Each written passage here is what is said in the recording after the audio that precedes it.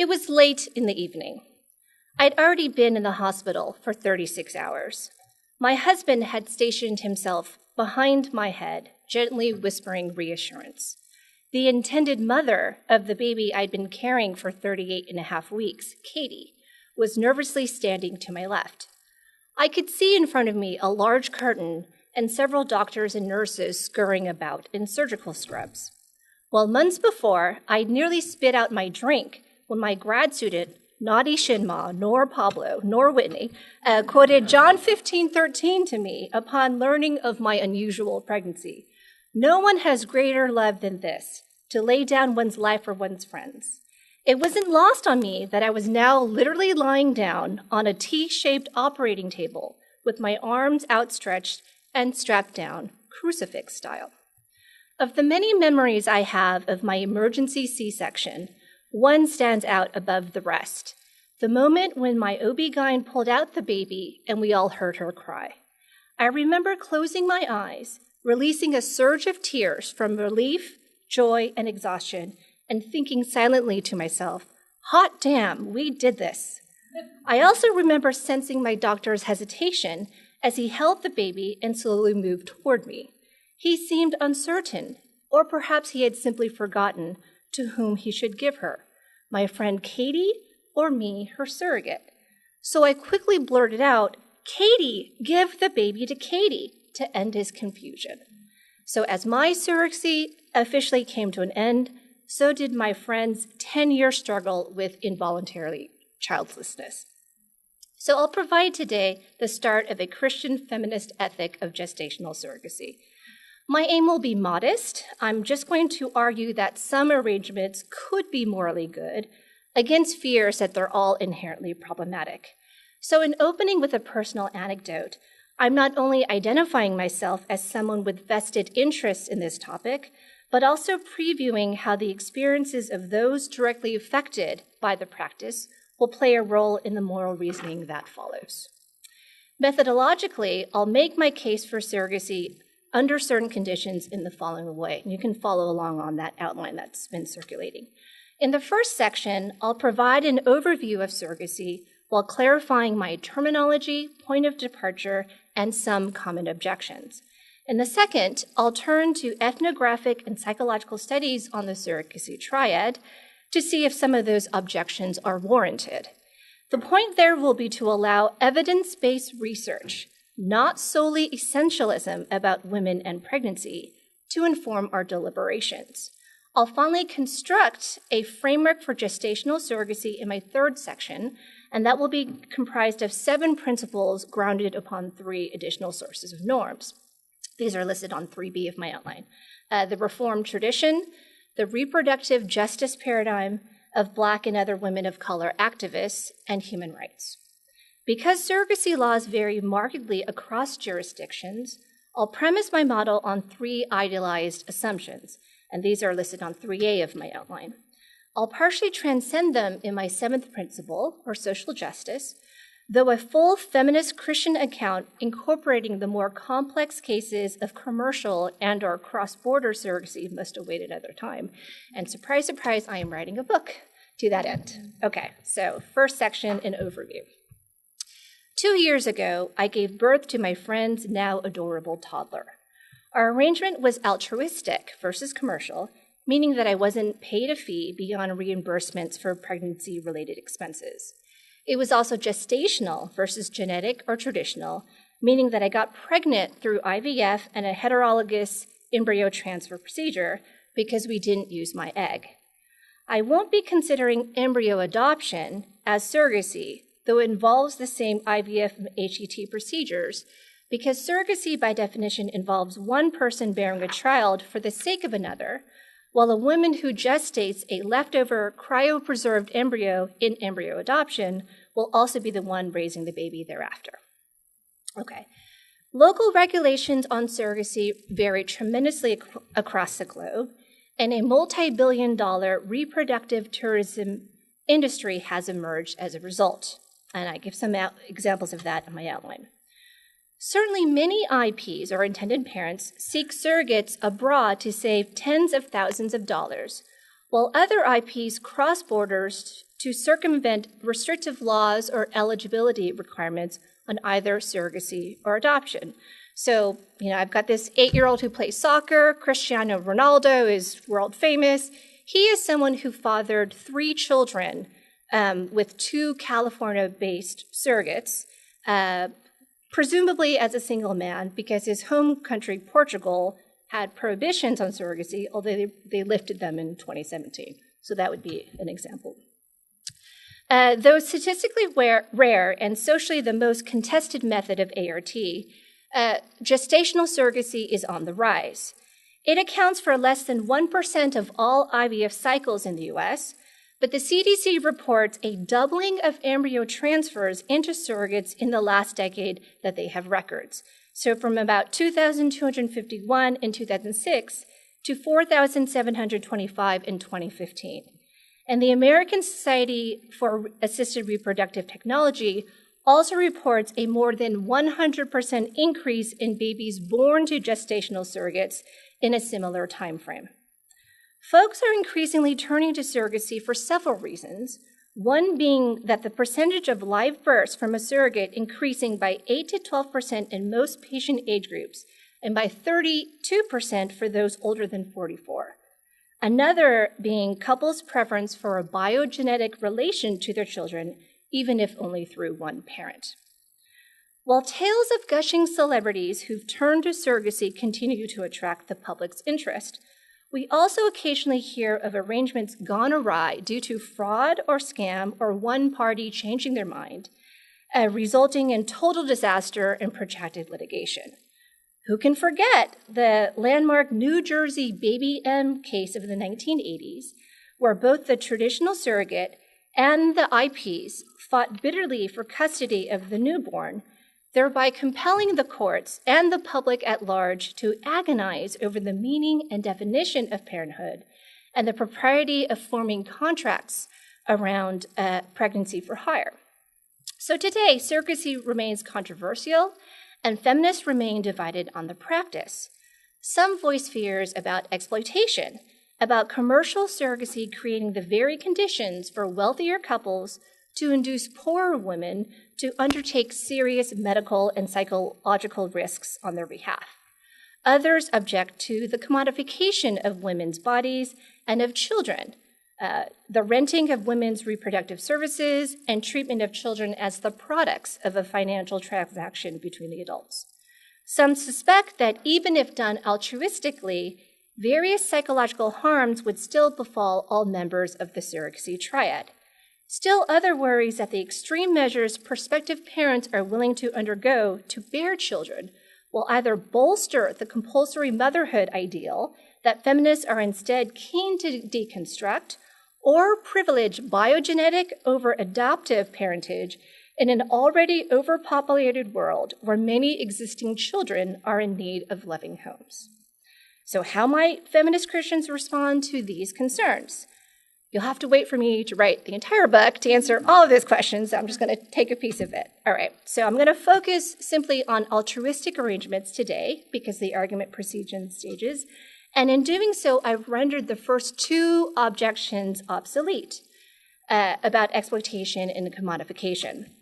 My purpose in doing so is to create sufficient space for us to consider surrogacy's sine qua non, a woman becoming pregnant with the intention of relinquishing the baby once born to someone else. That's the essence of surrogacy, not whether she's being paid for it, a lot, a little, or none at all. Okay. Similarly, to create adequate room to examine surrogacy in particular beyond ART in general, I will bracket the host of ethical issues surrounding IVF and just assume, for the sake of argument, they are not insurmountable.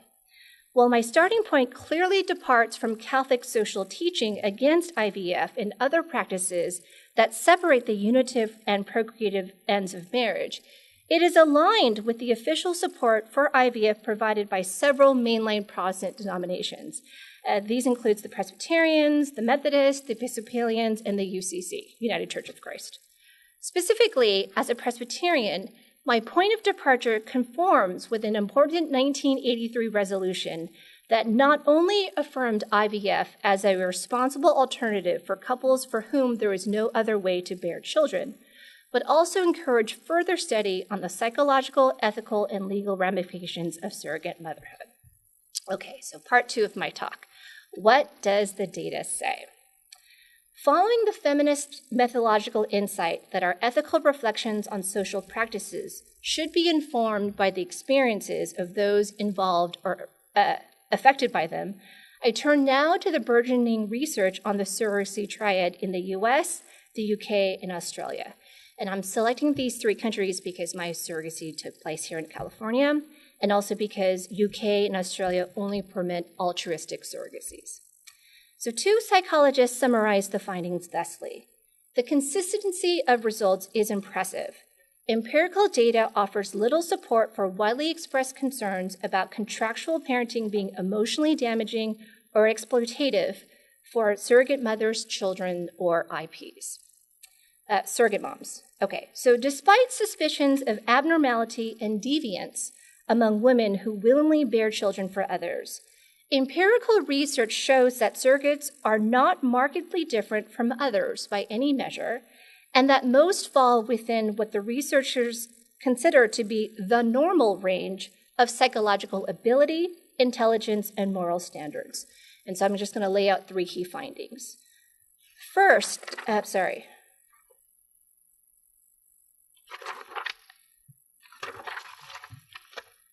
am missing, oh, here we go. This is the problem when you try to help the environment and print back to back and then you lose your place. Okay, all right. First, in contrast to the Baby M saga that established the popular myth of surrogate regret due to trauma in child relinquishment, the vast majority of surrogates hand over the baby without turmoil and even with great happiness. Gestational surrogates understand from the beginning that the child is not theirs. They do not view themselves as giving away the infant upon delivery, but giving her back to her rightful parents. Insofar as some surrogates experience postpartum sadness, such feelings are usually temporary, with most feeling positive about their journeys in the days, months, and even years following childbirth. The second key finding illuminates the first. Women who bear children for others commonly bond with the IPs, not with the life growing inside of them. The literature is rife with tales of emotional intimacy between surrogates and IMs, intended mothers in particular, even in commercial cases in the US or altruistic ones in the UK, where their pair were formerly strangers.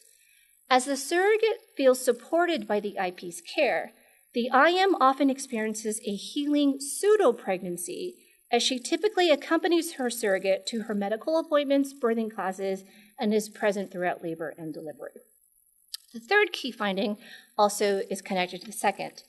If and when things go wrong from the surrogate's perspective, it is usually tied to relational problems or tensions with the IPs.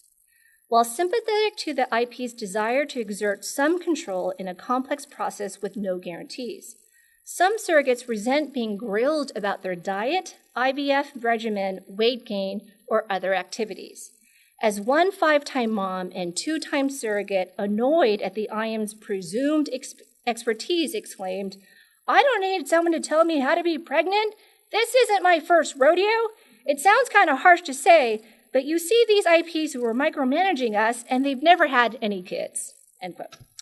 Another possible negative outcome is hurt when their emotional closeness throughout the long journey abates at journey's end.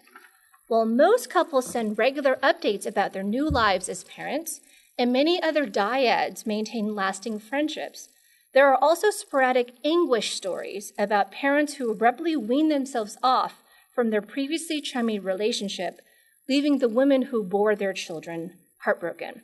And I'm going to return to this point in my third part. Now turning to the intended parents. So the research on them also yields some surprising findings.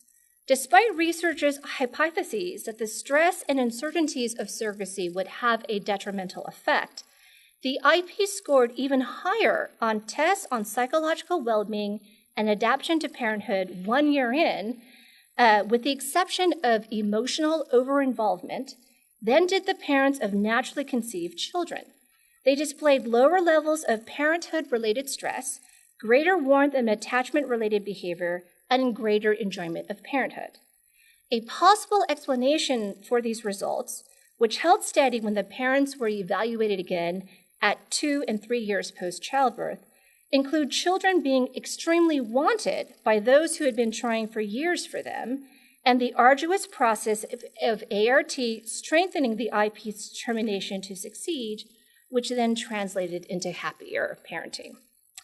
Now, gay male IPs are comparable to their straight counterparts in experiencing similar uncertainties during the process, but reporting positive outcomes thereafter, with 2 notable differences. First, same-sex couples generally turn to third parties joyfully as a doorway to parenthood, as opposed to as a last resort.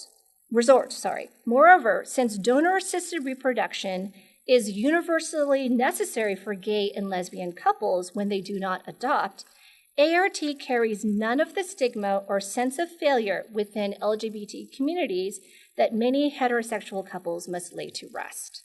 Second, gay male IPs face homophobia about same-sex parenting, gendered assumptions about male incompetence as primary caregivers, and complex decision-making about which of the 2 intended fathers will also be the genetic one. These couples often then face intrusive personal questions from family and strangers alike about their decision, but tend not to disclose the identity of the biological father to outsiders to preserve their privacy and to avoid contributing to the misperception that only one of them is the, quote, real dad. All right, how about the kids? In so many words, to quote one of my favorite movies, the kids are all right. Okay, 4 quick findings there.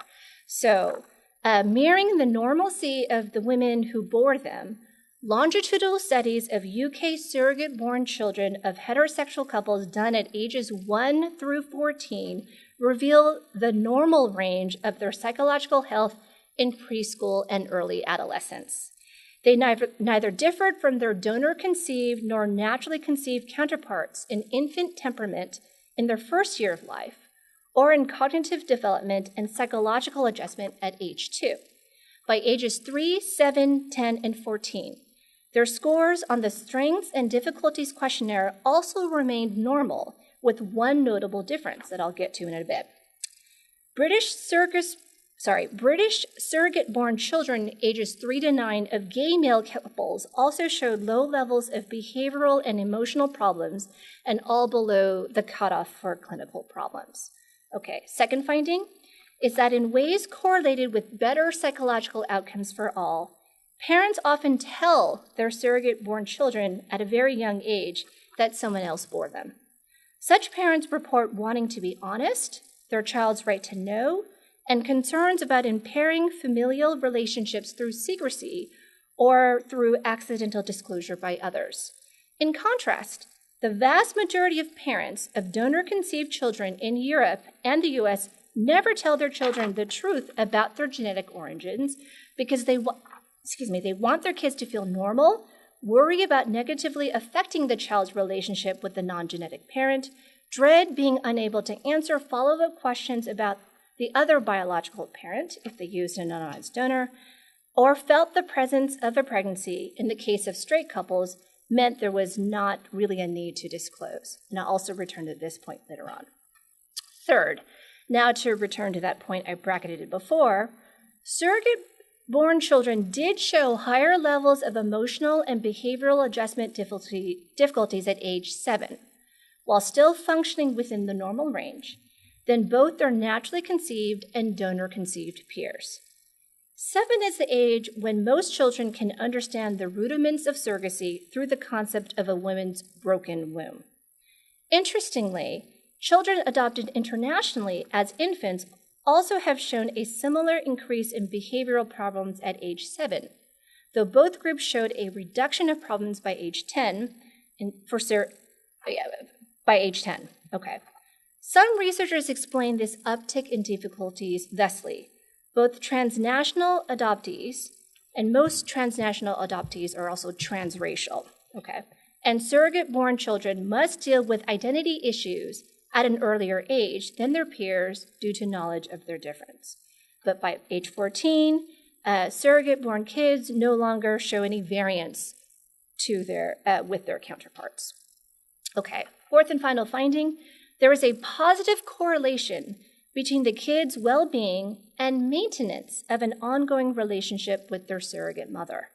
Indeed, even 10 years following the formal end of surrogacy arrangements in a British study, the majority of children had remained in close, regular contact with their surrogate moms, thus allaying commonly voiced fears that the surrogate's continued presence in the kids' lives might pose problems for the families over time. To the contrary, most children ages 7 and 10 reported liking their surrogate and using words such as kind, lovely, and nice to describe her. They would also address their surrogate mothers with honorific kin-like titles such as auntie or tummy mummy, my personal favorite. Okay. Though these studies have some limitations, and I've listed some of these in Roman numeral 2, the consistency in results across them in 3 Western contexts over the course of 4 decades of research is remarkable. Rather than being grounded in empirical evidence, societal objections to surrogacy are likely based more on the practice's transgressiveness. Surrogacy challenges millennia-old ideas about the naturalness of families, including the self-evidence of motherhood. For when IPs commission women to bear children and a team of healthcare professionals, attorneys or judges, mental health experts, and others must ordinarily also be involved in the process, they expose the reality that families are instead constructed by our choices. Moreover, when one woman contributes the egg and another gestates the child for potentially a third woman to raise, society is forced to ascertain for legal and other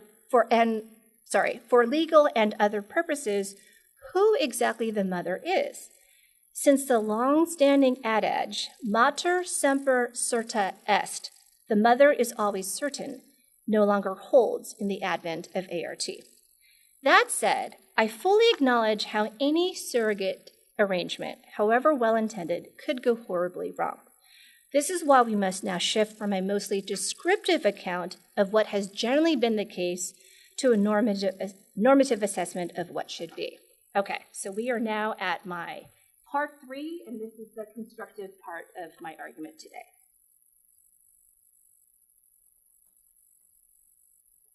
Okay. My feminist Christian model is organized around 7 principles, given the 3 assumptions mentioned at the outset of my paper.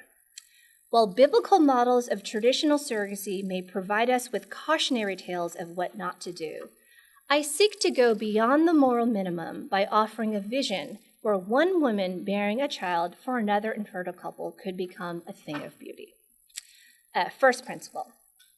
The PCUSA affirmation of the moral plausibility of IVF on which I take my point of departure is grounded more generally on the Reformed theological understanding of a God at work to alleviate human suffering and offer wholeness, often miraculously through medical science. When conceptualizing advancements in reproductive medicine as plausibly divine avenues for healing, we must engage in discernment. As a 2012 PCUSA resolution on providing just access to reproductive health care instructs, we should be guided by individual conscience in consultation with our families, pastors, healthcare professionals, and scientifically accurate medical information as we attempt to make wise moral decisions about infertility, parenthood, and responses to problem pregnancies. Conscientious decision-making about surrogacy should begin first with couples first discerning whether they should indeed seek parenthood. So I don't have all the time to flesh this out, but in my book, I draw upon feminist theologian Kendra Hott's use of Calvin's notion of calling to argue that parenting may not be a vocation to which all married couples are called. Marrieds who are called but who cannot bear children naturally would next need to discern whether to turn to adoption or to ART. And now whether surrogacy as one method of ART would be appropriate would, of course, require further discernment. Financially, would paying for its many expenses, even when the surrogate does not charge a fee, be a wise, stewardly use of resources? Socially, could they handle their extended families' or communities' reactions to their chosen path? Psychologically, could they manage the stress to their relationship given the uncertainties of IVF, logistical complexities of surrogacy, and introduction of third parties to their intimate family life? Of course, any prospective surrogate would have to undergo a discernment process of her own. She should weigh the risks and costs to her own body, work, and health given her age, race, current physical condition, employment status, and previous pregnancy and childbirth experiences. So I'm 43 for the record, so I did this at 41. People always want to know, how old were you? Okay. She should consider the impact of such an unconventional pregnancy on others, especially those to whom she bears special responsibilities. And I'd be happy to talk about how my parents and children and husband responded to my surrogacy in the Q&A. But that won't be taped because, okay. She should assess whether she's likely to be socially ostracized or supported by her community, as others' reactions to her condition will likely affect her own feelings about it. So for reasons that aren't totally known to me, I was treated like Saint Grace or a minor celebrity, which was its own weird thing, but that is not the case universally. Okay.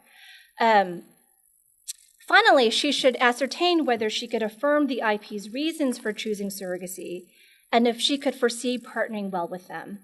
And so for me, it was important that my IPs were my friends, and there were people who had been on waiting lists to adopt, but were never picked. So this wasn't a case of biogenetic children or bust. Okay, so no part of this discernment process for either party should be rushed. All right, second principle is trust women. Against outsiders paternalistically seeking to protect or dissuade women from becoming pregnant for others, I submit that we should instead trust women to make informed decisions about their own fertility as per a foundational RJ commitment to reproductive autonomy.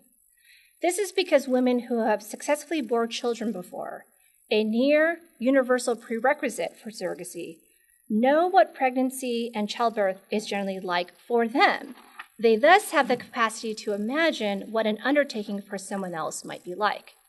As philosopher Fiona Woolard has argued, pregnancy is an epistemically transformative experience, an ETE. It provides women with embodied knowledge she would not have acquired without it, and this experience should have implications for applied ethics involving pregnancy. While Woolard's focus is on abortion, we could transport her logic to surrogacy and argue that moral reasoning about it should also be guided by the experiences of those who've previously been pregnant, including pregnant for others, since they are better positioned than those who have not to judge whether pregnancy itself can be enjoyable, contrary to conventional wisdom, and whether popular beliefs about the maternal instinct or maternal fetal attachment that women invariably bond with their infants in utero holds true in their case. Indeed, we know from the research presented in Section 2 that the vast majority of surrogates in the US, UK, and Australia became pregnant for others precisely because they like being pregnant, or at least they don't mind it, and they also like helping others. They also gave the baby back post-childbirth with happiness and feel good about their surrogacies even many years after the fact. Statistically speaking, only a tiny number of women the world over who have carried a child to term will be able and willing to do the same for someone else. But when reproductive oppression is the norm the world over, as RJ activists warn, why not allow those women to be generous with their capabilities and bear children for others? All right, next principle is covenant before contract. So in turning to the agreement between the IPs and the surrogate, it's helpful to think theologically in terms of a covenant. Just as God shows faithfulness to all creation through promise-keeping over time, so surrogates and IPs should adhere to the principle of fidelity in their relationships with one another and with the child they will collaboratively procreate. Fidelity in this sense is primarily a moral concept, not a legal one, and it involves working together to maintain trust and to continue the open-ended process of learning how best to care for the relationship. Covenantal fidelity requires surrogates undertaking all aspects of prenatal care as conscientiously as if they were pregnant with their own children, and handing over the IP's baby post-childbirth without incident. In turn, IPs should support the surrogates in ways they promised they would, assume parentage post-delivery even if they do not end up with a perfect baby, and respond forevermore with grateful remembrance of the surrogate's self-gift. Now, the specifics of each covenant would have to be worked out over a series of frank conversations. How many embryos would they transfer at once? And how many IVF cycles would they attempt if the first failed? What behavioral modifications, medical interventions, and prenatal screenings would the surrogate undergo? What might they do in the event of multiples, a severe fetal abnormality, or an endangerment to the surrogate's health? What kind of relationship would they seek to cultivate during the long journey? And how might they envision their relationship changing at journey's end? How would they handle other worst-case scenarios or manage unanticipated changes in feelings about the proposed plans?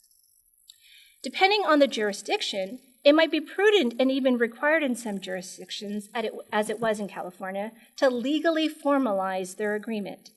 Even in such cases, however, the principle of covenant before contract would be crucial for two reasons. First, so the motivation to keep one's promises would remain tied to covenantal fidelity, not to fear of being found in material breach of contract. Second, to explicitly identify the child as a third member of the covenant to whom both the IPs and the surrogate bear direct responsibilities, since the child is technically not a party to the legal contract, even if the latter is ostensibly about her creation. So I'll say more about parental obligations to the child in another point, but on the surrogate's end, I envision her covenanting with the child to sustain a healthy pregnancy and to remain indefinitely in the child's life, given that it's correlated with best outcomes for the child. Now, should someone balk at third parties in ART maintaining an ongoing role in the child's life, they might recall that churches in many Christian denominations and traditions vow to care for the nurturance of all infants at baptism. Okay, next principle is empathy and stewardship. This starts with an acknowledgement that hurt, disappointment, and mistreatment are possible in all relationships. Covenantal relationships should thus be grounded in empathy and a mutual recognition of shared vulnerability. As social worker Ellen Glaser has observed, misunderstanding is likely given the very different life experiences the surrogacy dyad brings to the table. Surrogates ordinarily assume everything will go smoothly. The embryo transfer will work, the pregnancy will result in a medically uncomplicated live birth. While the IPs generally are more guarded, since their past has conditioned them not to expect a happy ending. These different experiences can thus lead to disagreements and power struggles over prenatal care and the birth plan. So because the surrogate's self-gift of her body for gestation necessarily involves her whole self, the IP should exercise good stewardship in remembering, in Kantian fashion, that she's a person, not just a fetal container. They should ensure that she receives the appropriate amount of medical care for optimal health. They should neither make requests for her to curtail her ordinary activities while pregnant to appease their anxieties. For instance, don't tell her to go on bed rest unless it's medically indicated. Nor should they schedule an induction or a C-section just to ensure that they'll be present at the birth.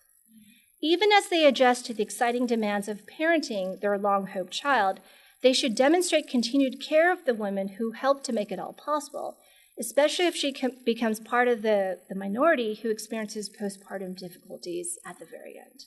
Okay, so of course the surrogate needs to exercise care of her IPs. She shouldn't take advantage of them monetarily, knowing that they'll be paying for all pregnancy-related expenses. She should also provide timely updates of her progress and allow them to experience a pregnancy by proxy, of course, while preserving her own boundaries of privacy, to allow them to experience that vicarious pregnancy, as well as to facilitate their early bond with their child. Empathy is going to be especially important in the case of reproductive loss. That may involve the embryos not implanting, the fetus being selectively reduced or aborted, or the surrogate miscarrying or bearing a stillborn. The parties are going to grieve differently and, of course, need to find ways to comfort themselves and one another without either minimizing the loss or assigning blame.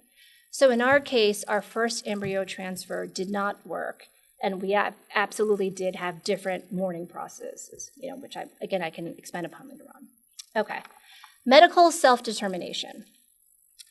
So when discerning the workability of any potential relationship, one area of decision-making merits special attention: whether all parties concur on what is to be done in the hypothetical event of multiple gestation, fetal abnormality, or the pregnancy posing a serious risk to the surrogate's health. Namely, is fetal reduction or abortion on the table at all? Pre-existing agreement on such matters is so essential that any prospective dyad who discovers incompatibility on the score should not go through with their plans, however much they might be aligned on all other matters. But what if the dyad were in general agreement with one another about these hypothetical scenarios at the start of the surrogacy, but then later encounter either uncertainty about what to do or an outright conflict when a situation actually materializes? I mean, that's the follow-up question, right?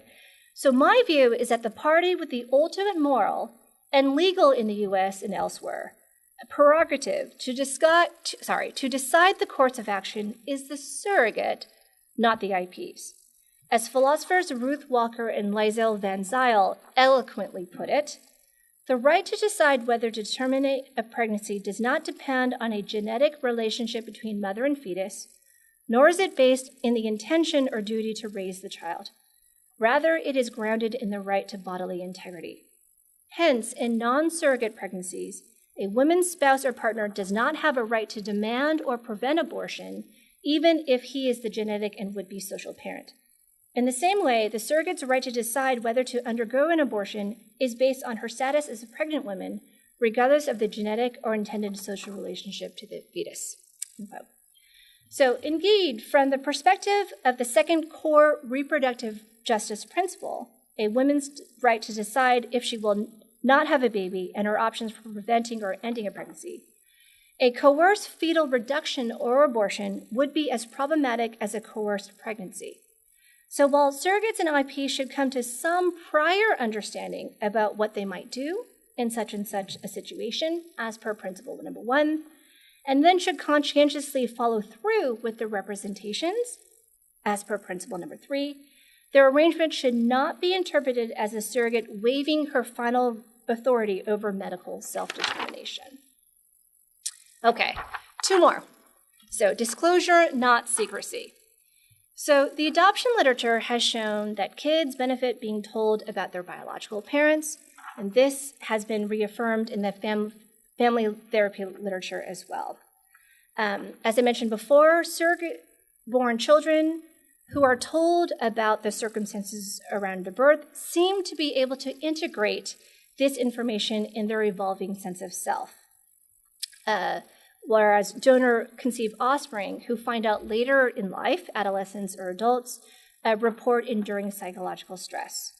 Here I'm just going to summarize, and I'll say that a number of professional societies encourage early disclosure. There are a number of UN bodies, including the Convention on the Rights of the Child.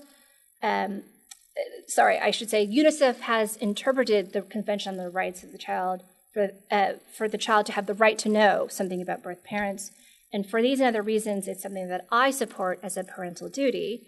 And here I'm just going to say that, fortunately, this is commonly done. But even in cases where it's not done, it's something that I would encourage. Okay, final principle is social justice. Like Margaret Farley's 7th principle in our much heralded framework for Christian sexual ethics, my final one moves away from a fine-grained examination of the circumstances and relationships surrounding any particular covenant to a bigger picture analysis. Put differently, insofar as altruistic surrogates like me willingly bear children for others, our gifts arguably only engage the charity level of supererogation. What justice requires, however, is a systemic or structural analysis of surrogacy, including problems leading persons to seek gestational surrogates to begin with, whether or not on the commercial surrogacy market. These factors include the global rise in male infertility, which may be partially due to environmental factors, discriminatory adoption laws, or the high-cost commercialization of adoption in some contexts, which prohibits some couples from adopting or makes it easier for them to turn to surrogacy, and restrictive policies regulating birth. So some of you may know this, but there are a large number of mainland Chinese IPs in California seeking surrogates. And you can draw a connection between that and China's recent lifting of the one-child policy, right? So there are larger structural analyses that need to be made. Other social justice questions that feminist Christians should be keen to explore is why the vast majority of IPs and surrogates in the US, UK, and Australia are white, not people of color. The scenario is not a Dolores Williams meets Margaret Atwood feminist dystopia of poor women of color bearing the children of wealthy white couples, but is mostly white people on both sides of surrogacy arrangements, so the mainland Chinese thing being the exception. On the prospective IP side, is it because many people of color lack affordable access to IVF, are wary of invasive medical interventions, or pursue alternatives to involuntary childlessness, such as adoption or other mothering? On the prospective surrogate side, is it because surrogacy holds negative cultural connotations for some communities, or because a high percentage of women of color lack the socioeconomic security or type of jobs that provide adequate maternity leave, such that becoming pregnant for others would be practically impossible, particularly if done without compensation? So, if so, that's obviously going to have implications for my model. And while I cannot address the ethics of paid surrogacy arrangements today, it is at least worth acknowledging how the conventional distinction between altruistic and commercial surrogacy misleads. So many financially compensated surrogates in the US still report primarily other regarding motivations for their actions, just as many non-compensated arrangements in the US take place inside the commercial landscape of fertility clinics, the sale of donor gametes, and other professionals who make their living accordingly. So no doubt a full feminist Christian vision of gestational surrogacy would account for the interrelationship between gift surrogacies and compensated ones, though that analysis remains for another time. Okay, so in conclusion, surrogacy disrupts traditional ways of thinking about family creation. Mainline Protestants may be growing more comfortable with IVF, but many remain ambivalent about purposely disaggregating the gestational from the social roles of motherhood. I have endeavored to provide you today I've endeavored to stress to you the importance of taking the actual experiences of the actual experiences of the surrogacy triad into account when assessing the morality of the practice. And the preponderance of evidence gathered thus far suggests that fears about harms to the surrogacy triad, are largely unsubstantiated. The beginnings of the feminist Christian account of gestational surrogacy offered here is one where third-party reproduction serves rather than hinders wholeness and relationships. It is also one where the tragedy of involuntary childlessness for those called to parenting is transformed into a collaborative and ultimately celebratory method of family expansion. When the process goes well, gestational surrogacy can serve as a metaphor for a deep truth of our Christian tradition, which is this: the bringing of children into the world was always intended to be a communal affair, not simply the task of the parents alone. Thank you.